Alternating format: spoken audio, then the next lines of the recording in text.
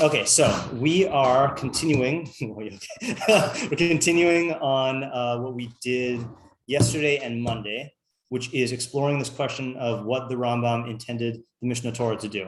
So, brief recap. On Monday, the question was the machlokus between the Rambam and the Rush et al. On whether you can paskin from the Mishneh Torah or not. Rambam clearly holds you can, and that's what he wrote it for. The Rush and others hold that you can't unless you know the sugyas. Then the question we left off with that day was, did the Rambam really, what was the Rambam thinking, basically? Like, did he really think, like Rambam knows how to learn sugya, did he really think that you can just paskin based on the Mishneh Torah without, knowing the sugyas? I mean, he clearly did, but how do you reconcile that? So yesterday we read the theory of Moshe Halbertal, who said that there are really two ways to view the goal of the Mishneh Torah. One is what he called the moderate approach. The other is what he called the radical approach. The moderate approach says that the Rambam was putting together a what he called, I'm just going to use his words because he's much more eloquent than I am. Just to reread this again. The moderate approach views did Maimonides believe the Mishneh Torah to be an accomplished, perhaps perfect representation of the halacha, or did he believe it to be halacha itself? So again, first view is the one that most people have, which is the Mishneh Torah is fundamentally no different than, the Rambam's opinions in the Mishneh Torah are fundamentally no different than Rashi's opinions in Rashi and Tosfos' opinions in Tosfos and the Rif's opinions in the Rif, which is that it's one Chacham's analysis of what the psak din should be. He just did it in a much more comprehensive way. That's one view. The other view is that the radical view is that the Rambam intended the Mishneh Torah to become halacha itself, regardless of other views, and it would be a binding phenomenon, not just like one posika from among others. So the question is, how did he have the right to do that? Okay, so Moshe Halbertal theorized that it's based on how the Rambam understands the authority of the Bavli. And this is where I went wrong yesterday by not citing the most important source. So we read in the Rambam's Hakdama, we read, I think, 26 through 21, maybe, in the paragraph, which was, 27 through 21, that basically Ravina Rav Ashi and the Chachmei Bavel were the last Chachamim who I guess legislated for and governed a unified Klal Yisrael. And then after that, then there was an additional spreading out even further. And that's when the nature of halachic authority changed, because you no longer had the authority of Talmud Bavli accepted by everybody, but you had individual chachamim in individual places who only had authority over their own jurisdiction, and no chacham could compel another population to follow his psak, and no beis din could compel another beis din to follow their psak. So he talked about that, et cetera, et cetera. Okay, and then, so this is the one I did not read. I just, Ikar Chasim in a Sefer, I didn't read this paragraph. 32. Udvarim halalu, bedinim ugzeros utkanos minhagos. So these matters in laws, and again, this is very important for the Mishneh Torah, laws, decrees, enactments, and customs. Shnischad shu achar chibur Talmud. So what he just said about the Gaonim paskining only applies to stuff that happened after the Talmud. Aval kol hadram shebetalmud habavli chayavim kol beis Yisrael lalechas behem. Everyone in Israel is obligated to follow them.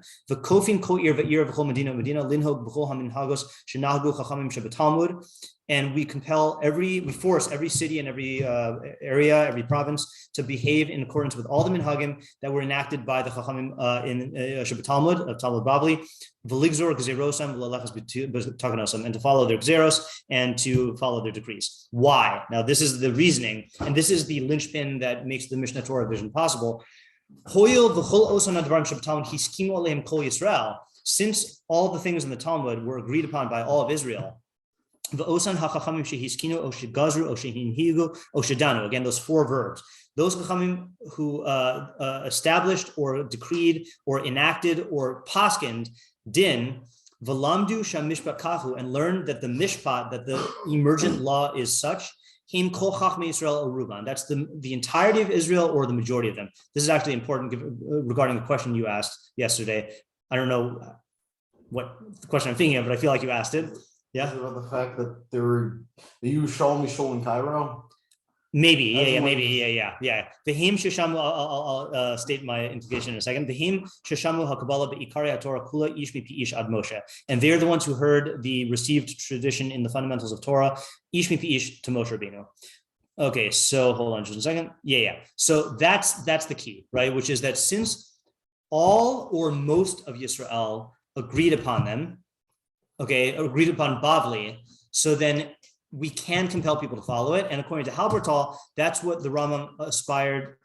That was his aspiration for the Mishneh Torah, that it would become universally accepted. Not every single person, but if it's Kol Yisrael or Rov Yisrael, then it would attain the same status as the Bavli and be binding. And by the way, what does this remind you of? What else did we learn earlier in the year that the Rambam held that if you have the majority of the Chachamim in Klal Yisrael, smicha, right? He holds that that's how you restore smicha itself. So I don't know enough about that sugya to know whether he holds it operates by the same mechanism, but you could see that being a common denominator, which is that you need all of Klal Yisrael to accept that authority, and then that actually endows the psak with a greater authority than it has right now. So during the Rambam's lifetime, I don't think he would say that the Mishneh Torah is binding on everyone. He would say it's binding on whoever follows it or whoever the Rambam is postulating for. But he hoped that one day it would supplant the Talmud Bavli.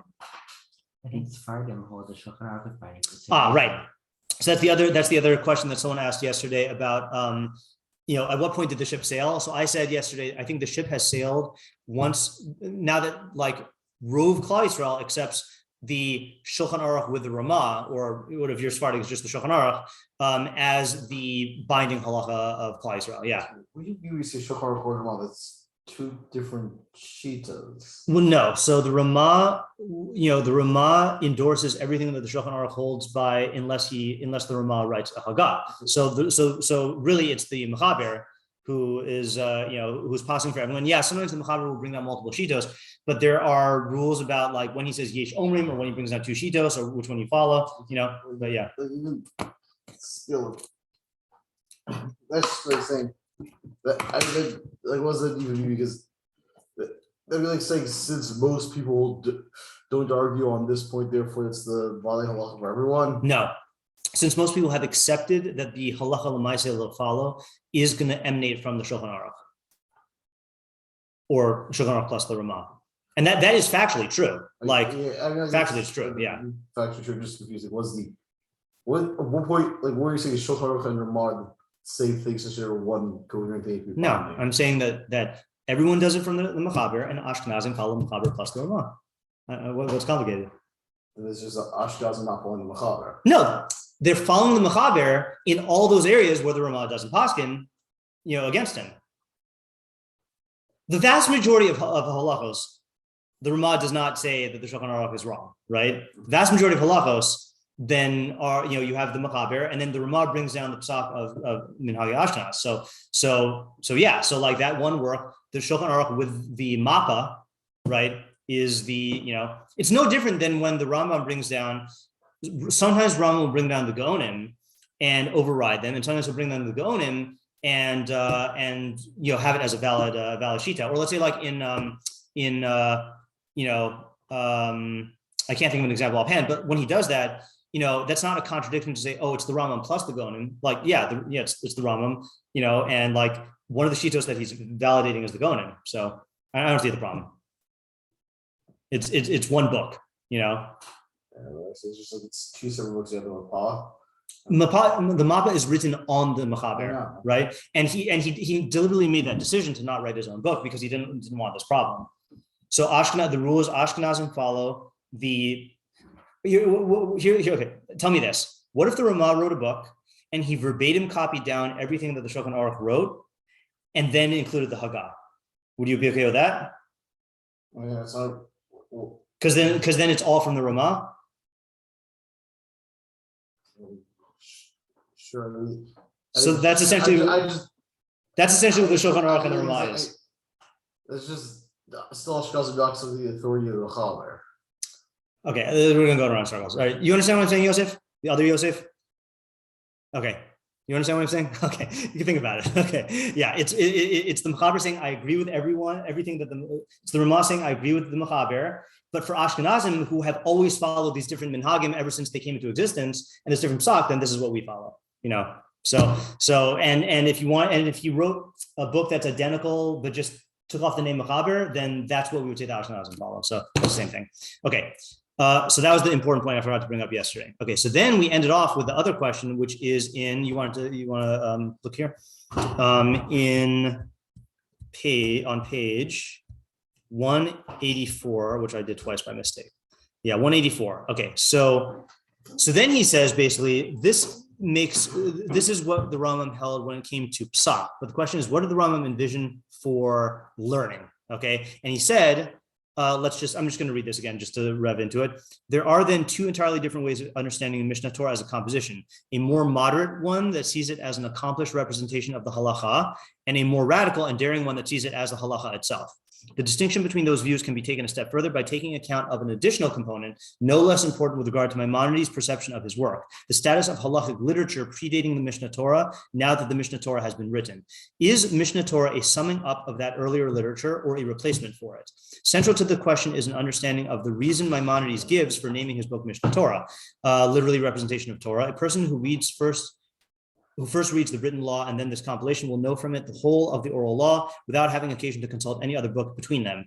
That bold sentence too allows for two entirely different interpretations. So I'm going to reread this and then ask you what you think, okay, based on your knowledge, all right, before we read his answer. A more moderate reading will take it to mean that the Mishneh Torah is a comprehensive, accessible summary of the halacha for those unable to dwell on it in depth, either because of the intricacy and complexity of the earlier halachic literature or because of the geopolitical crisis that made the halacha fragmented and inaccessible. For such people, the vast majority of Jews, study the Mishneh Torah makes possible a faithful halachic way of life and provides a picture of the entire oral Torah. But scholars having the intelligence, leisure, and proximity to study halls and educational institutions that enable them to maintain unmediated contact with the halachic literature should continue to apply themselves to it, toiling in the fields of Torah as before. Again, that's what we in this yeshiva hold, and that's what all yeshivas I know of hold. Okay, that regardless of what the Rambam intended, we learn other things other than the Mishneh Torah. Okay, the much more radical reading of the statement, however, takes it to mean that the Mishneh Torah does not merely summarize the earlier halachic literature, it actually replaces it. In creating a canonical work of halacha, Maimonides claims, as a practical matter, to have rendered the earlier halachic literature superfluous, without having occasion to consult any other book between them. That far-reaching claim makes the composition of the Mishneh Torah an act of immense consequence, not only for halacha itself, but for all of Jewish culture. With the canonization of Mishneh Torah, there disappears from Jewish cultural memory the vast wealth of halachic discourse that incorporated the many rejected opinions, alternative interpretations, and hypothetical rationales, along with the dozens of books by earlier halachas. On this radical interpretation of Mishneh Torah as a replacement rather than summary, Maimonides meant the work not only to reshape the face of halacha, but also to transform the traditional Jewish curriculum. Before I call on you, Yosef, I'm just going to give a rough analogy. Okay, so Rabbi Yehuda Hanasi compiled the Mishnah. Okay, and other Tanaim compiled Brisos and Tosefta and Mechilta, Sifra Sifre. Okay, but presumably, well, not just presumably, factually, there were other Chachamim who had their own private notes before anything was like made into an authoritative corpus or written down. Right. So what happened to all of that? What happened was anything that made it into one of those Tanaitic works became part of halachic literature, and the things that did not are lost to the dustbin of history. We don't learn them anymore, So like, let's say, for example, in the Beis Midrash, let's say you had a machlokus between Abaye and Rava and some third guy, right? So let's say that, when Ravina and Ravashi are compiling the Gemara, they only bring down Abaye and Rava. So, and there was another person who was contemporary, but for whatever reason, he didn't include it. We just don't learn that guy's Shita, and we just don't know about it. We don't care about it. That's it, So that's the question here that what was the Rambam intending to happen? Yeah, Yosef, Levine. So it says that before that you know all of the oral Torah from the Mishneh Torah. Yeah. But we know he must not mean all of Torah, because there's still the philosophy, right? Yeah. Right. So if we assume, so now that must mean that a statement is not meaning literally everything. So right. So why don't we say that now? Oh, it might not mean that it's what's it called either. It's all of it's all like that. This is rendering everything else obsolete. Right. Okay, good. So I think that is the clearest pathway to an answer, which is, I'm just going to go to the source here. In Hilchos, okay, well, actually, I'll start where we're at. First of all, let's just refresh our memory on what the Rambam means by Torah Sheba'al Peh. And again, in my number one pet peeve when it comes to Mishneh Torah is people not using the right, a good version. My number two pet peeve in Mishneh Torah is people not using a good version. Okay, my number three pet peeve is people misunderstanding what the Rambam meant when he said that the Mishneh Torah is going to replace Torah Sheba'al Peh, and mistaking Torah Sheba'al Peh as a synonym for Talmud.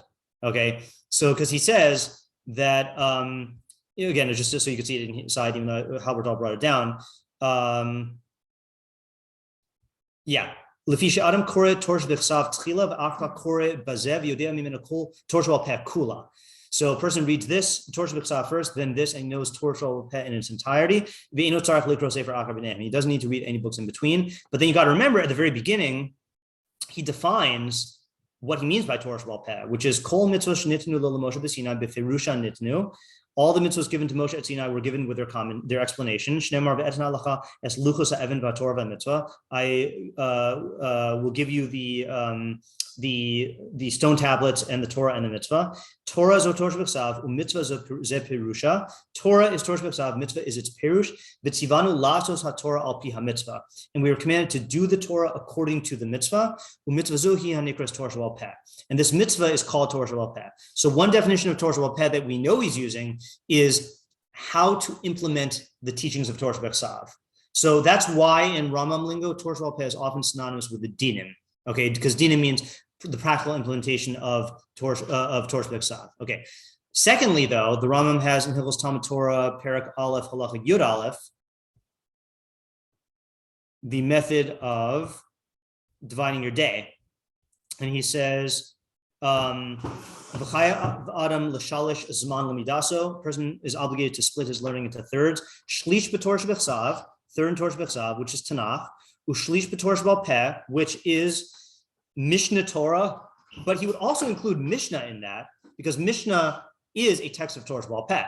Okay, Ushlish, and then the third, Yavi v'Yaskil Achris Davar Merishiso, understanding and comprehending the end of a matter from the beginning. That's what we would call svara, loosely speaking. I know it's more and less than that. V'yotzi davar midavar, deriving one thing from another. V'yadame davar ledavar, comparing one thing to another. V'yadin b'midos shetorah nidreshes behen, that's your hobby, right? That's your dream hobby, right? Is applying the 30 midos, which we don't know as much anymore unless you ask the Malvim or the Haksava HaKabbalah or the fake Rambam work. Until you understand the essence of the midos or the root of the midos, and how you learn the asr and the mutter and other things like that from the Torah Sheba'al Peh. And that's called Talmud. So the Rambam, and this is partially me answering the Halbertal question, Rambam only intended for the Mishneh Torah to replace Torah Sheba'al Peh. So the Mishneh Torah is replacing Mishnah, okay? But the Torah Sheba'al Peh Mishneh Torah is not replacing Talmud, which is a process of understanding and analyzing and understanding how the halacha came to be. And part of Talmud is rejected opinions, is the other shittas in the Mishnah that we don't paskin like, other areas that we don't, the derivations, the midos. Rambam never intended to replace that. And in fact, he then goes on to say that when is this applied? That's in the beginning of a person's learning. When he grows in chachma, and he no longer needs to learn Torah b'chsav or be involved constantly in Torah Sheba'al Peh. Then he should read at certain times Torah b'chsav and Torah Sheba'al Peh. So he doesn't forget any of the laws. And then spend the rest of his days in Talmud, according to his the abstractness of his mind and his methodical thinking, or however you want to translate Yishuv Das, right? So he's clearly saying that at a certain point, you should, once you know the Mishneh Torah inside and out, and you know Torah B'Ksav inside and out, so then you have your Chazara times, but then the rest of the time you're involved in Talmud, which according to the Rambam, Talmud is not synonymous with Talmud Bavli. Talmud is analysis of Torah Sheba'al Peh, for which you would use Talmud Bavli and the Gaonim and the Rif and like the other Rishonim and all these other guys, you know. So regarding what Yosef Levine mentioned about philosophy, he also mentions that he mentions Divrei Kabbalah Bichlal Torah B'Ksav Hein Upirushan Bichlal Torah Sheba'al Peh V'Inyanos Hanikraim Pardes Bichlal Talmud. So I know Pardes is not all of philosophy, but Pardes is physics and metaphysics, and he holds that that's included in Talmud. You know, so that broadly covers lots of areas of you know, what we call philosophy, and then a lot of philosophy, according to the Rambam, is just part of learning Torah B'Ksav. You know, or the Pirush of Torah B'Ksav, which is Torah Sheba'al Peh, or just the basic mitzvahs. Like when you are learning about Yichud Hashem, that is you learning about the mitzvah of Yichud Hashem, which is one of Taryag. You know, or when you're learning about ethics, you know, that is learning the mitzvah of B'Halachta B'Drachav. So, so I kind of accidentally went beyond what you were saying, Yosef, but I think I'm addressing it by saying that, like, you know, he's not intending to replace like everything but the Mishneh Torah. He's saying Mishneh Torah only replaces Torah Sheba'al Peh as insofar as dinim is concerned, but for theoretical understandings, he would never say to replace Torah Sheba'al Peh. Sorry, never say to replace Talmud. And furthermore, you know, we read yesterday that the Rambam, you know, encouraged his students to learn the Rif, you know, and you know, he says elsewhere, like, you know, someone who has a Rochav Libo should learn the Gaonim. And the Rambam himself gave shiur and Gemara, and we have like commentaries of the Rambam and Gemara, you know. So he's not saying that we should replace it. That's my answer. Anyone else want to state their opinion or add to this? When the Rambam says Talmud, he doesn't mean the text of the Talmud. He does not mean the text of the Talmud. He means the activity of the Talmud, which is again. So then, can't you do the activity of Talmud to the Mishneh Torah? You could, but I see. Okay, you could say that, but I don't think I don't think the Rambam would say you could do an adequate job with just the Mishneh Torah. And the reason why, well, the proof why, is certainly you're not going to be able to understand how the Isser and Mutzar came about. Can't you go back to Torah B'Ksav and do that? No, because there's stuff that is not in Torah B'Ksav that is in Mipia Shmua that you're going to need to learn that for. Okay, if you just have Torah B'Ksav and have Mishneh Torah, yeah, couldn't you? You couldn't do Talmud? No, you couldn't. And the clearest proof that you couldn't is you wouldn't get any halachas l'Moshe Sinai, right? It's not included in Mishneh Torah though. No, but you wouldn't. Oh, yeah, I guess I see what you're saying. Meaning you would just get that. But would you be able to do Yavin V'Yaskil Achris Davim Rishiso and Heyachioti? Yeah, you couldn't, because there's basically no way you can walk from the Torah Shulchan. That's also true, right? Yeah, I mean, my suspicion is that all of the Yud Gimel Midos derivations and the Rayas and the Torah Sheba'al Peh data, like how that was resolved into the halacha l'maaseh form that we have, I think you'd be hard pressed to say you could get that from the Mishneh Torah. And again, the proof also is like, why would the Rambam say that he regretted making a source book, you know, to help you know, learn? So it's not helping learn to figure out the psak, it's helping to learn to understand how the psak was arrived at, you know. And again, you look at like hundreds of the Rambam's chuvos, and he does quote Gemaras and stuff for the understanding of it. So yeah, I think there are people who think like, okay, I don't know if Kafech actually held this or if he was just saying it by way of you know, rhetoric. He says, like, if you have the correct gears of the Mishneh Torah, then like it answers all your questions, you know. I don't think so. Like, you know, it's not going to answer the Talmud questions. Yeah. I also read once whether or not the Rambam thought that the Mishneh Torah would supplant the Pirush Mishnayos. That's a valid question. Yeah. So go back. Right. So the interesting thing is he went back and edited the Pirush Mishnayos for his whole life, right? That shows that he was still. You still should learn it. Right. You think seemingly you would think that shows you should still learn it, and also the Pirush Mishnayos had different goals than the Mishneh Torah, and I'm not fluent enough in knowing what those goals are. He states them in the Hakdama to the Pirush Mishnayos, but I think he would hold that there's still value in those goals, probably in the realm of Talmud. Yeah, Yosef Levine. But in terms of psak, like learning Mishnayos is not like the best move. Like it's no, it's you're destroying the world if you do that. Right. Like I mean, makes sense because we have the Gemara was made for that, right? Like to explain them. Like that was Right. what the Right. Gemara And you need was. the Gonim for the Gemara, and you need the Rishonim for the Gonim. Right.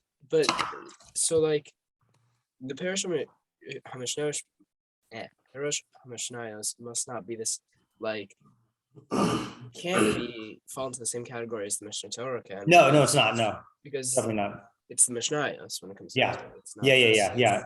work. Yeah, we weren't saying, Alex wasn't saying that. He was saying like, would the Rambam say that basically, he wrote the Parashah Mishnayos when he was very young, early 20s. And a lot of it was, doing the groundwork for what would ultimately become the Mishneh Torah. So would he say that like, you should essentially view the Parashah Mishnayos as like, an early draft of data, like rough draft data for the Mishneh Torah, but now that you have the Mishneh Torah, then that's all you need. And my answer is no, there still is value in learning the Mishnayos for the sake of Talmud. Okay, so let's see what Halbertal says. The radical reading of the Mishneh Torah's nature as a composition can be conceptualized as follows. A text's canonical status has various layers. It may have binding status, establishing what the law is and how one should act. Acting in accord with a normative canon of that sort, the authorities may confiscate a person's assets, decide whether a contract is binding, impose punishments and fines, and sometimes even take a person's life. The law of every state is a normative canon of that sort. By the way, I just got to interject here because as an English teacher, students think, I've had so many students who think that the word normative means normal. That's not what the word normative means, even though etymologically they're related. Normative means that it's prescriptive, that it dictates what should be the norm. Okay, so a normative canon meaning a canon that dictates what should be done. Let me just check myself and just see. I think that's the case. Normative means establishing, relating to, or deriving from a standard of norm, especially behavior. So establishing a norm is how he's using it here. So let's say, for example, like,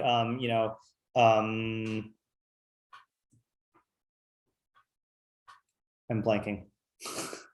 An analysis, Pirush Rashi on basis Shammai is not normative. Okay, meaning that it's not intended to establish like what you should do. Okay, all right. Another sort of canonization, which we shall call formative, has a broader cultural significance, establishing the educational structure of a given community. A formative canon contains the texts to which members of a community are exposed in their schools and recreational activities. The formative canon generates the community's collective memory and makes it possible to speak and write in a manner that presumes unmediated familiarity with a collection of texts. In effect, it establishes the terms in which people understand themselves and one another. The formative canon is interpreted and taught, and in the Jewish world, in which the study of Torah is a core value, the diligent and rigorous engagement with the formative literature bears powerful spiritual significance. So again, I know he's going to go in the direction of the Talmud Bavli here, but Talmud Bavli is part of the formative canon, even if not all of it is part of the normative canon. Again, every machlokus, we only poskin according to one side, but we don't say it's valueless to learn the other side. We care a lot about Rabbi Meir and Rabbi Akiva, even though many times we poskin against them, with the chachamim, right? So that's part of what we learn. Okay. Not every canonical text performs both functions, normative and formative simultaneously. The laws of contract, for example, are part of a community's normative canon, having far-reaching effects on people's lives, but few will see them as core cultural assets of the community. Engagement with them is a matter for a limited group of expert judges and lawyers whom others occasionally need to consult. Okay, so for example, what we would say here in, I know this applies to Torah law also, but let's say like in the Jewish world. So I would say that, halachos of Shabbos and like kashrus are part of the formative canon, okay? But obscure halachos and tumah v'tahara, largely speaking, are not part of the formative canon. You don't get most Jews with that familiarity and like relating to each other based on common familiarity with that text. Okay, so too, not every formative canon is normative. Great literature is not a collection of instructions, rather it instills sensitivity and contributes to establishing people's self-understanding. As great literature, it sometimes forms worldviews and occasionally provides the background narrative that gives the law its meaning, but does not determine the law itself. Within the Jewish world, the Talmud acquired a dual role, both normative and formative. It serves not only as a normative text telling one how to behave, but also as a text worthy of constant reflection. Some would say exclusive reflection that provides its students their language and manner of thought. So you can tell he's building up to the question, does the Rambam want that to be replaced by the Mishneh Torah? Let's just peek. Yeah, okay. So what do you say? I'm saying So I was saying regarding Talmud, like, I was kind of presupposing that the Rambam wants you to have shlish of your learning to be Talmud, and in order to engage in Talmud, you need access to the whole corpus of halachic literature, and therefore he would say that, like, you shouldn't just get rid of that. He's asking a slightly different thing: is what does the Rambam envision? So that's in terms of. I was speaking only in terms of like your mitzvah of Talmud Torah, but what the Rambam is saying is like, what does the Rambam envision? I guess for the Hamon, for the masses, right? Would he say that what I just described of like this higher level learning, should really be done by people who are capable of it, but the vast majority of like like your average men, women, and children should just learn the Mishneh Torah, and then instead of like Talmud Bavli, Daf Yomi, Rashi and Chumash, Mishneh Torah would really be like what everyone is primarily learning and like talking about? Or would he say no, like Mishneh Torah is only to dictate what the law is, but all other learning should proceed as normal? Isn't there like a letter to like Ibn Jafar where he says like to make my book your book? That is true. Sounds like he makes it seem like maybe. That is true. Yeah, we got to look at that letter. Let me see if I have I don't it. know if I'm pronouncing his name right. I also don't know. I don't even know who it was. Sounds like make my book. Yeah. I just want to see if I have that letter here. If I don't have it here, I don't have it. Your book. Yeah. So I guess I quoted this from Twersky's book, so maybe he held that it was anonymous, but maybe we do know. He says, so let's just see how he talks about it here. I have decreed, this is, so Twersky cites it as quotations from a non-extant letter of the Rambam in an anonymous apologia. I don't know why it's an apologia. I don't know what makes this that genre. I have decreed that you not slacken your efforts until you comprehend the code in its entirety, make it your book par excellence, and teach it everywhere in order that its usefulness should be enhanced. Okay, so this is where he talks down on Talmud, right? One of the places. For the desired goal in all the material which was collected in the Talmud is destroyed and lost, and the intention of scholars is a waste of time in studying the deliberations in the Talmud, as if the intention and the goal is expertise in matters of controversy and nothing else. So this seems to be an argument against me, okay? That this sounds like the Rambam saying you should not learn Talmud Bavli. Indeed, this is not the primary objective. On the contrary, the deliberations and the debate came only accidentally, because there emerged ambiguous statements which one scholar explained in a certain way, while his colleague came and explained it in the other opposite way, and each one saw the need to elucidate his way of reasoning which supports his view in order that his explanation may prevail. The main intention is none other than to make known that which man is obligated to do and that from which he must refrain. This is clear to someone like yourself. Therefore, I have emphasized the main goal to facilitate its memorization, and more than this, to make it known altogether, for it had already been lost among all the words of debate. And I've left everything else, i.e. the Talmudic deliberations, so the one who chooses to make this his expertise, and all the more so for one who not only thinks this to be a subject of expertise, but who thinks that this is the ultimate goal and objective through which he will become great and which he ought to seek. So that's really talking down against the study of Talmudic Shaklavataria, right? I've given a shiur earlier in the year about this, where I took a stance, and I don't know if I have to revise this. I think I took a stance that the Rambam would certainly say that there are lots of things in the Talmud Bavli that are a waste of time for us. That they were only needed in order to establish the law, and that even for those of us who are trying to understand the halacha, like conceptually, it's a waste of time, But I do think that the Rambam would say that there's a lot of the dialogue in Talmud that does help you to understand Heach Yoti Ha'asar V'Hamutar, and that you should learn that. But you're right; it does sound like he's telling him to just like focus on the Mishneh Torah alone. Yeah. I don't know how much you can extract. I know, right? Because that was a personal letter, right? Yeah. Yosef? Is this well sourced, this letter? Yeah, I think so. Yeah, it's in. I think it's in the Sheila Good Letters. Yeah. Gotcha. Yeah. Okay. And Rabbi Zucker endorsed it implicitly when I quoted it to him. I think I've told this before. When they first came up with the 1-volume Mishneh Torahs, I quoted to him and I quoted that letter and I said, Rambam says, make Mishneh Torah your book. How do I do that? And that's when he gave me the advice of go through all Taryag mitzvos and read the formulation in the Sefer mitzvos, the minyan mitzvos in the beginning of the Mishneh Torah, the koseres, and then the first halachos of every mitzvah to get a broad working understanding of Taryag, and then also whenever you encounter something in your learning or in your practice, look it up in the Mishneh Torah. And that's when I took the Mishneh Torah and carried it with me everywhere I went for 4 or 5 years. And that's how the cover got totally destroyed of one of my Mishneh Torah volumes. And I did it, is I would take it out and like look it up, and it was a good experience. So the fact that Rabbi Zucker like endorsed my quotation of that letter and didn't say, oh, by the way, like that's a fake letter, to me implies that it's a legitimate letter, if I may make diukim on Rabbi Zucker. Okay, so let's see what Halbertal says. In light of this conceptual distinction between two types of canonization, let us return to consider Mishneh Torah. If we take the radical view and see Mishneh Torah as a replacement for the earlier literature, its composition becomes an intricate and complex canonical act. Within this text, Maimonides confirms the normative authority of the Talmud, establishing the halacha in accord with absolutely binding Talmudic directives. Moreover, by extracting transparent and accessible practical halacha from the thicket of Talmudic deliberation, he makes it possible for the Talmud to serve as normative canon. So that sounds like it's saying that he's really strengthening the Talmud, because the Mishneh Torah would only derive its authority from the universal acceptance of the Talmud and would be like a beacon of light cutting through the Talmud to show where in the Talmud the correct halacha emerges from. But by that very same action, he effectively decanonizes the Talmud in the formative sense. Because since the Mishneh Torah now affords us a clear, lucid version of the Talmudic halacha, the Talmud itself instantly becomes a text that no longer need be engaged with. In solidifying the normative force of the Talmud, Mishneh Torah divests it of its formative status.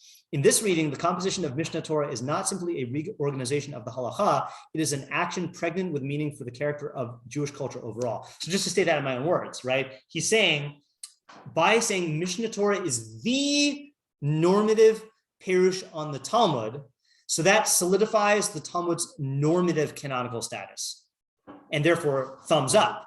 But the Rambam is also making it no longer necessary to engage in the Talmud, through doing that. You know what it's like? Again, it's a handy analogy. It's like, before Rav Yosef Karo, when Rav Yosef Karo had only written the Beis Yosef, so then people would engage directly with the Beis Yosef, which is what he wanted them to do. But once once Rav Yosef Karo wrote the Shulchan Aruch, then many people ceased engaging with the Beis Yosef and only engaged in the Shulchan Aruch. Now, Shulchan Aruch is a summary of the conclusions of the Beis Yosef. So the composition of the Shulchan Aruch solidified the normative status of the Beis Yosef in a sense, because it gave you a practical way to implement the Beis Yosef, but it also severed the Beis Yosef from the formative curriculum, because now many people don't study the Beis Yosef. It's a double-edged sword. It's a very nuanced answer, Interesting. Okay. So that was if it is the radical view. Okay, then let's go on. If in fact the composition of Mishneh Torah constituted a mighty canonical act meant to replace earlier halachic literature, the following premises must be attributed to Maimonides. 1, the Talmudic give and take has no inherent value and does not have a value in and of itself. Isn't that the same thing as inherent? I don't know. This is, by the way, I should have mentioned this. This is an English translation of a Hebrew book. Okay, Moshe Halbertal wrote it in Hebrew. All right. I think this English is beautiful, by the way. I think it's very clear, but it could be that this is like a Hebrew idiom here, right? Like no inherent value does not have a value in and of itself. I think that in English, that's a redundancy. The literary substance and spiritual value of the Talmud are limited to its halachic conclusions. And again, from that letter we just read, definitely sounds like that's the case. Yeah. Why are you required to say that in the Mishneh Torah to be canonized? Because I don't think people say that the Gemara's canonization required, saying that Darshan never had any value. Well, the Rambam is saying that. Halbertal is saying that the Rambam intended the Mishneh Torah to be a formative and normative canonization. So then you don't need the Talmud anymore for halacha l'maisa, right? And functionally speaking, this you can debate the point. He's saying though that functionally speaking, people will not need to engage in the Talmud because they'll have everything here. See, I also disagree with that for the reasons I said, because I read from the Rambam in Hilchos Talmud Torah that the Rambam still holds that there's value in understanding how the Asur and Mutar are derived, which includes the Midos. So I disagree with this statement here. I agree with you. 2, those conclusions are presented in Mishneh Torah in a clear and accomplished manner, and with the tract's dissemination and acceptance, those conclusions will become halacha itself. Okay, that just was part of his radical theory. 3, reference to Mishneh Torah will be all that is needed, at least in the vast majority of cases, to derive practical halacha without recourse to any of the earlier halakhic literature. Okay, we know that is the correct reading of the Rambam. 4, the matters worthy in their own right of constant reflection are the account of the creation, Genesis 1, and the account of the chariot, Ezekiel. That is physics and metaphysics, respectively. Wait, that's coming from... Okay, but the problem now is that that's not contained in the Mishneh Torah, nor in Torah's B'Ksav exclusively. That's like why he needs to write a more nevuchim. Okay, let's see here. Let's see if he says that. That's not that. Well, it's not the totality of that. Right, it's the inyanim that operates in, but the because in those prakim he does say It's a drop in the bucket. it's a drop in the bucket, and he says also that you're not allowed to teach masbreshis to more than one, etc. So there's stuff that he is not writing. Yeah, because dealing with those matters of masbreshis and masmer requires prior faithfulness to and comprehensive knowledge of halacha. Mishneh Torah affords the elite the inner space they need to pursue knowledge of the universe and of God. Conjoining all these premises produces an extremely radical picture of Mishneh Torah and its place in the Jewish culture overall, and Maimonides' radical successors in the 13th century, from Shmuel ibn Tibon to Joseph ibn Kaspi, in fact, accepted all of them. Okay, so just a side point here. Hold on. So he's not directly answering the question I said. I mean, okay, let me back up for 1 second here. I do see the Rambam as coming to us today, okay, and saying, guys, instead of learning shachs and tazes and like drishas and prishas and levushis and aruch shulchans and all that stuff for halacha lamaisa, just use the Mishneh Torah. Now, if in your study of Talmud, meaning the activity of Talmud, you want to learn all that stuff, by all means do it. But if your concern is to figure out psak halacha, just do the Mishneh Torah. And what that's going to do is it's going to free you up to spend your time mastering Torah Sheba'al Peh, doing Yishuv Hadas and Yishuv Ha'olam through Havayos Devai V'Rabba, through Davar Katan, and then you're going to have much more time to be involved in physics and metaphysics. It clears the way. Like a lot of the, our whole shelf of like Shilas and Shuvas of Achronim there. I don't think the Rambam would prioritize like learning that, again, except insofar as it helps you to understand the Talmud for your own like edification. Yeah, and Avos Hashem maybe. Okay, of course, each of those premises may be challenged, which we did. It may be that engagement with the intricacies of halachic matters is not directed exclusively towards deriving halachic conclusions, but that it itself constitutes the highest spiritual activity to which a scholar can aspire. Again, I think I bring ample proof that mitzvahs Talmud Torah would result in, after you've mastered Torah Sheba'al Peh and Torah B'Ksav, you're spending the majority of your 9 hours of non-working time on Talmud, which, will include physics and metaphysics, but it's also going to include a lot of this stuff. The Tosfos, for example, thought that their remarks were set out in the same manner as the Talmud itself, as a collection of differing interpretive possibilities offering multiple answers to a question. And even granting Maimonides' first premise regarding the nature of the Talmud and the spiritual significance of engagement with it, one could still say that Maimonides did not extract the actual halacha from the Talmud. At most, he offered a reasonably persuasive interpretation, requiring assessment and analysis in each and every instance. That's what he called like the retail version. That's what the Briskers do. That's what most people do with the Rambam. That position was taken by Rav Menachem HaMeiri, who held that the Talmud's significance indeed lay in its determination of the halacha, but that one needed to examine the halacha itself independently in each instance, rather than accepting Maimonides' interpretations as a given in all cases. I was actually going to look this up before shiur, and I forgot. I'm looking for the Torah time on Pirkei Avos, which I thought was on one of these two shelves. Used to be. I don't think it would be here.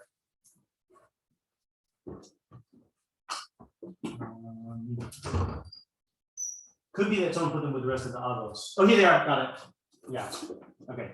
So, anyone know about the Meiri's introduction to Avos? We just translated into English. Really? Yeah. Wait. So, okay. Are you talking about translation of Pirkei Avos or the Hakdama to Pirkei Avos? So happens to be, I just bought that yesterday. It's like it's a brown. Yeah, I just bought that yesterday. I was so happy that someone's actually like translating the Meiri, but I almost guarantee, even though I didn't look at it, that it doesn't have the Hakdama. And you know what the Hakdama is? He goes, so you know how in the Rambam's Hakdama to the Mishneh Torah, he goes through from Matan Torah to the Mishneh Torah.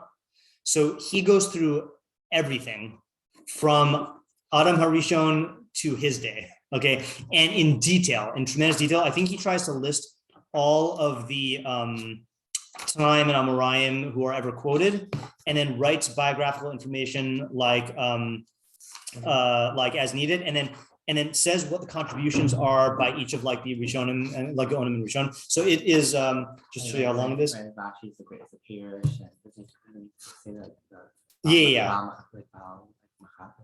Yeah, right. He that is like his nicknames. Yeah, right. So it's all of this, which I actually have a chavurah set up to try this learning through this this summer, but we'll see how far I get. So I meant to look up what he says about the Rambam, because I apparently, according to Halbertal, also he takes a stance on what the Mishneh Torah should and shouldn't be used for. So let me just see if I can find it really quickly. It's not available online, otherwise I'd look it up online. At least I don't think it is. Okay, we are okay. Tekufas ha'amorayim, tekufas ha'savarayim, tekufas ha'rabanim.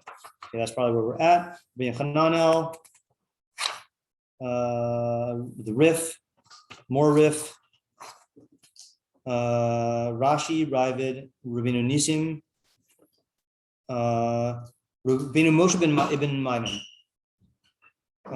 Yeah. So let's see. It's possible that this is not where he says it though, because this is very short. No, okay, so I'm not going to find this now. Okay, fine. All right, so he must say it when he's talking about halacha. Okay, I don't know. All right, anyway, or maybe he doesn't even say it there. All right, anyway, even if one took the view that the Talmud had no interpreter more accomplished and profound than Maimonides, it might still be the case that practical halacha could not be derived by reference to Mishneh Torah alone without an understanding of the underlying Talmudic material on the basis of which Maimonides reached his correct determination. That was the position of the Rush. That's what we read, who likely disagreed with the other premises as well. Okay, yeah, I think that's a fair assumption. In that view, Mishneh Torah could never replace the Talmud, for without the Talmudic deliberations, Mishneh Torah itself would be of limited practical applicability. All right, that's clearly what the Rush holds. It is likewise possible to accept the first three premises, but still establish a framework for worthwhile contemplation entirely different from the one Maimonides means to establish. One could view the accounts of creation and of the chariot not as physics and metaphysics of the philosophers, but as the metaphysical literature of the Kabbalists. Accordingly, every one of the premises implicit in the radical reading was subject to intense scrutiny as soon as the Mishneh Torah had spread throughout the far and diverse reaches of the Jewish world. So in other words, a person could say, let's say you have the Ramban, and let's say the Ramban says, yeah, I agree that we should use the Mishneh Torah for all normative halacha, but I, Ramban, was the recipient of the Kabbalah Ish up to Moshe Rabbeinu, and the Rambam wasn't. So I'm not going to buy into his version of Ma'aser Makav and Ma'aser Bereshis. I'll do my own. You know, that's a totally viable option as well. Thus far, we have identified two entirely different ways of understanding the Mishneh Torah as a literary work. The modern understanding sees it as an accessible, accomplished representation of the halacha overall, constituting a comprehensive summing up of the halacha literature that preceded it. The radical understanding sees it as halacha itself, as a canonical composition replacing rather than summarizing what came before. Both of these views were in fact advanced by various readers during the generations that followed Maimonides. For those who ascribe superior authority to Maimonides, a decision regarding the meaning of Mishneh Torah would determine not only the true character of the halacha, but also the direction and fate of Jewish culture overall. On the other hand, those who did not ascribe superior authority to Maimonides, the question of whether to read the work moderately or radically determined their degree of tolerance for the work and the force of their criticism of it. Right. So for example, one of the examples is the Ravid clearly was, not accepting he's not accepting either. He's certainly not accepting the radical view, but he's going out of his way to break the radical view, which is why he wrote so harshly to like break the notion that the Rambam is going to be the authority for everybody. You know, so he's not even on board. Forget whether he thinks that the Rambam was successful. He's anti the entire attempt to do that. So like going to Chizkiyahu's question yesterday, Chizkiyahu was like, why didn't other people try this? You know, and would anyone disagree with this as a goal? Yeah, Ravid definitely did. I think Pastor Preskis wants to write a book like his own Mishneh Torah. Oh yeah? Interesting. It's funny because I know that Chasdei Kreskas was against the Rambam philosophically. I've never seen anything about what his attitude was towards the Mishneh Torah halakhically, but yeah, wow, that's too bad. And again, I gave that Ralbag share earlier in the year. Ralbag was going to write a Mishneh Torah also, yeah, and he could have done it. Like I'm not saying Chasdei Kreskas couldn't have done it, but I don't know anything about Kreskas like halakhically. Ralbag in his Chumash commentary shows that he had the halakhic chops to be able to do it and the organizational prowess. Okay. It's like there's a famous like Maharshal, I think, that it's a shulchan. Yeah. Okay. Interesting. That's I never saw it inside. I'm trying to think if that's the one that was quoted. It's possible that it's the one that was quoted in the shiur. All right. The halachas who saw Mishneh Torah not as binding halacha, but as simply one possible interpretation, perhaps even quite an important interpretation, considered its ruling on a retail basis. Each and every ruling had to be checked against its sources in the Talmud. In their view, as noted by Ravid in his annotations to the introduction, it would have been better if Maimonides identified his sources and explained his rationales. Since the work, in their view, was not halacha, but only a representation of it, presentation of the underlying sources and arguments would not have detracted from its authoritativeness. It wouldn't harm it. On the contrary, it is possible that the presentation of his arguments and sources might have strengthened Maimonides' hand against those who disagreed with him without knowing exactly how he reached his results. That's a good point, right? If the Rambam really, if the Rambam's goal were to get as large of a following as possible, it would have been in his interest to write the sources alongside the Mishneh Torah, but that was not his goal, and he was willing to sacrifice that, to create this like standalone work. I think we're almost done with the section. Yeah. Moreover, these scholars saw in Mishneh Torah a wonderful opportunity for broadening halachic discourse itself. If it was Maimonides' intention to cut off the expansion of pointless, uncontrollable halachic deliberations, he wound up pouring oil on the fire he hoped to extinguish. That was your point, Yosef. Dozens of books were written on the Mishneh Torah, and it provided a golden opportunity for scholars who saw inherent value in Talmudic argumentation and turned the work to that end, thereby glorifying and aggrandizing Torah. The treatment of Mishneh Torah in later interpretations and novellae confirms the 16th century great rabbinic figure Maharshal's incisive and ironic comment that every effort to close the halakhic discourse by means of a recognized, transparent work becomes another opportunity to expand that very discourse. That's definitely true. That definitely happened, right? Yeah, that's the irony, right? Yeah. And that's why I think that you'd be doing Rambam a disservice if you said that he was ignorant of that. Rambam was not ignorant of that, but that's why I like this Halbertal theory that if Mishneh Torah becomes unanimously accepted, so then there is a you might have discussions about what the Mishneh Torah would mean, but it would all be localized in one source. I don't think the Rambam ever held that no one would have any questions on the Mishneh Torah. Like then he would respond to every shaila with a one-word tshuva, pashut, which he didn't. Yeah. Okay. So that's the end of that section. Let me just skim through this and see if there is any. Oh, okay. We got to read this. Which of these two drastically different possibilities did Maimonides himself adopt? Did he take the moderate or the radical view of his own work? Despite the dazzling clarity and transparency of each ruling in the Mishneh Torah, its author's comments on the nature of the work fail to clarify the matter, and the repeated reading of the introduction provides no unambiguous answer to the question. To make matters worse, Maimonides himself attributes different meanings to the work in his various epistles, in his letters. So that's what we've been seeing by looking at these letters. You look at that letter we just read today, sounds like he's saying Talmud is a waste of time. But then you look at his other letter where he talks about learning Talmud, and he's like, yeah, of course I learned to teach Talmud. Yeah, let's just read a couple more paragraphs here. In his response to the criticism of Mishneh Torah leveled by Pinchas B'Dayan of Alexandria, he clearly supports the moderate reading. Pinchas was among the first to recognize the radicalism implicit in the work itself and the possibility that Maimonides might be offering it as a replacement for all earlier halakhic literature. He words one of his complaints about the work quite sharply. This is Pinchas. It would be fitting for your excellency to instruct the people that they should not abandon the study of the Gemara. Right? He's like worried, saying, Rambam, please tell them to learn Gemara. Reacting to this taunt, Maimonides states, quote, know first that I never said, God forbid, do not study the Gemara or the halacha of the Rif or anyone else. Okay, end quote.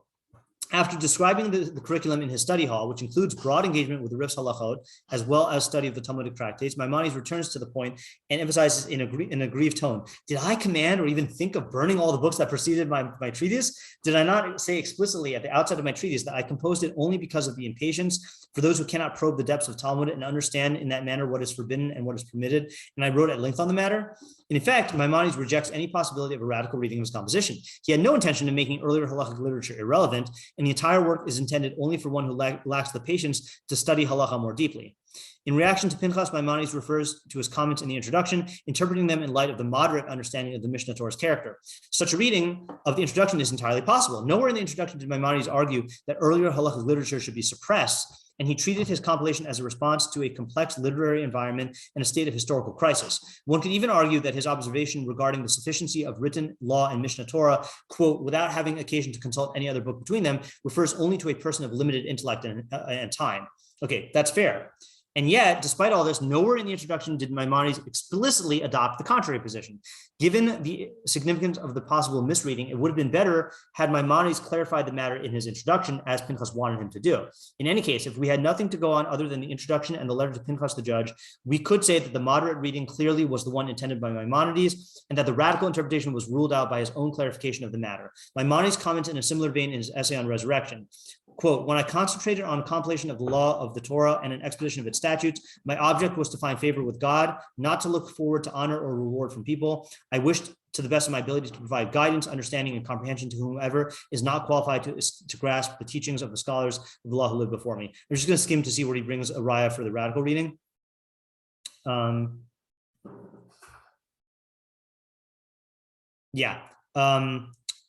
Oh, so this is the one that you quoted, right? Or that you had us quote here, but that is only part of the picture. We have various statements by Maimonides himself sent to his close and prominent disciples that clearly point to the radical reading of the Mishneh Torah. In one of his letters to Joseph, he calls for his compilation to become the center of his curriculum. So that's what we just read about Talmud being a waste of time. The purpose of the Talmud then is instruction in practical halacha. Talmudic give and take is a byproduct of the effort to clarify the halacha, and Mishneh Torah as a book of halacha accomplishes this purpose in a clear, focused way. Since engagement in the Talmudic give and take is not itself a purpose to be pursued, Mishneh Torah replaces the Talmudic literature with a more useful instrument for attaining its purpose. In another statement, at least as unambiguous, Maimonides provides his student Joseph with guidance in respect to the proper course of study. The Gaonim in Baghdad had unleashed a storm of criticism of Mishneh Torah, and this devoted disciple of Maimonides found himself at the center of it. Maimonides wrote to his student to encourage and calm him. At the beginning of this letter, he strives to diminish the disciples' shock and surprise over the harsh criticism. Oh, we read this yesterday. Okay, fine. About how in the future it will be widely accepted. Okay, let's see if there's another one. Yeah, in another letter to the same disciple, Maimonides identifies the proper course of study. Study nothing except the halachot of the Rif and compare them to the compilation Mishneh Torah. And if you find a dispute, know that the examination of the Talmud brought it about, and inquire into where it is to be found in the Talmud. But if you waste your time on commentaries and interpretations of debates in the Gemara, and those things set aside as burdensome, you will be wasting your time and accomplishing little. Again, another strongly worded statement there. Halbertal goes on, after the composition of the Mishneh Torah, then the debates of Abai and Rava become a useless waste of time. It is possible that if Maimonides had available to him a work like the Mishneh Torah written by someone who had preceded him, he might have directed his attention to matters more worthy of constant contemplation, for the purpose of Talmudic study would already have been achieved by a comprehensive, decisive code. Certainly the case. Okay, last paragraph here. And so the question, what is Mishneh Torah, has no clear answer at all. At the foundation of this landmark work of clarity and transparency lies a profound ambiguity. Is the compilation a representation of the halacha through a clear and accessible summary of the earlier literature, or is it a work of halacha itself that replaces the earlier literature? The widely divergent possibilities imply profoundly different concepts of the compilation's authoritativeness and the role and of the degree to which it presumed to work a fundamental change in the character of Jewish culture overall. The divergence stems not merely from the two senses of the word code, it is augmented by the differences between Maimonides' own accounts of his composition in the letters in which he speaks of his enterprise. But while each of the letters conveys a particular position on the part of their writer, in the introduction to the Mishneh Torah itself, Maimonides withholds any answer to the question regarding the work's nature. As written, the introduction allows for either understanding of the book, and each of the opposing letters, in fact, refers to it directly or indirectly. Maimonides thus provides various readings of the Mishneh Torah's meaning as a composition, and he formulates the introduction in a way that leaves the question open. Great way to end a year of Mishneh Torah study. Okay, so this is good, and Bli Neder to be continued. I think, by the way, just sneak peek, codification of self-esteem. I don't remember what he wrote here, but I think the question is going to deal with your question of, did the Rambam really think he accomplished this? You know, and how could he think that? Yeah. Yes. I mentioned a policy like that. The Rambam had written a book. We're calling the stuff that the Barich's power wrote, except of course we disagree at which point if you held up like going to be particularly going by reviews of Kari, you're going by the Rambam. Right. Additionally, also a lot of things like the Gra. For example, I don't believe the Gra except rather than like everyone today during the week they still go by broad time. Before I stand both Reverse of Cardinal Law held over the beginning of time. Is that correct? I don't recall. Yeah, I'm not sure. Also, what would the Shulchan Aruch lie? What would the Shulchan Aruch what? Lie. Shulchan Aruch one. Halavai?